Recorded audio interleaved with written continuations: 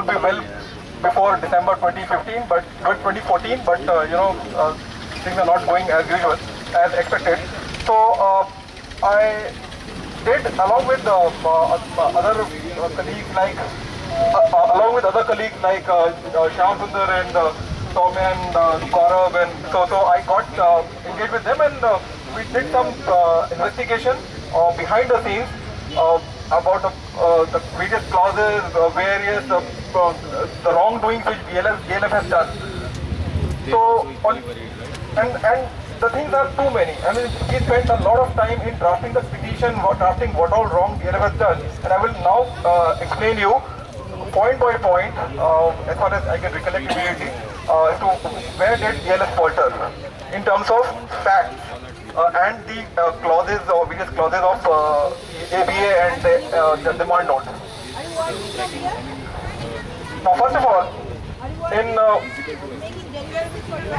DLF actually obtained permission from SEIAA, the Social and Environment Impact Analysis, SEIAA. So every project of this kind has to undergo that assessment. There is a board. First of all, there is a central board in India level, and then there is a state level board at the Karnataka level in Bangalore. So when this project was proposed in that board, it was said that the original project cost is around 500 odd crores, and that's what they wanted permission for. And at the same time, DLF committed that they would spend 10 lakh rupees as a CSR activity. And for any project, the board asked for a CSR activity fund, where all we are going to spend.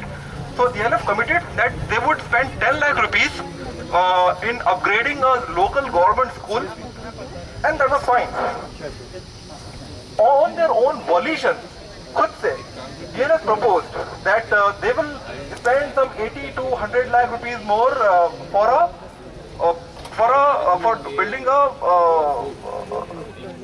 fire station on their own volition. SEIA didn't ask for it. This is mentioned in SEIA's report also. Now, what happened?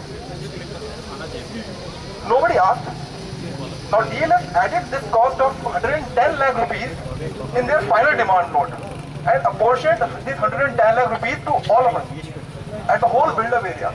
So now we are going to pay for a so-called private or public, I don't know, for a fire station which is located somewhere in Bilekahali, not even here. The fire NOC has not been granted based on that fire station. If you read the fire NOC, we have the copy of fire NOC, there is no mention of fire station there. Now in the contract DLF says, in the ABA DLF says that if DLF feels additional fire safety measures are required, they may charge on us. Fair enough. They can do it. But as long as those additional fire measures are required inside the campus, we are happy with it. You want to, if the law requires that one fire hose is required, fine. If you think 2 fire hoses are required, go and install inside it. But I can't be paying for anything and everything for you're constructing outside the premises. Who knows that, who are you to decide that you need 1 fire station or 2 fire stations? You cannot decide that. Has any public authority approved it? No public authority has approved it or made it mandatory to give the NOC. Then why should we pay for this 110 lakh rupees? Although if the component for each of us would come to around 5,000 rupees divided by 900 facts. But why should we be paying for that? That's one small thing. Another thing is about the double charging of what they're in the name of BWSSB and BBMP.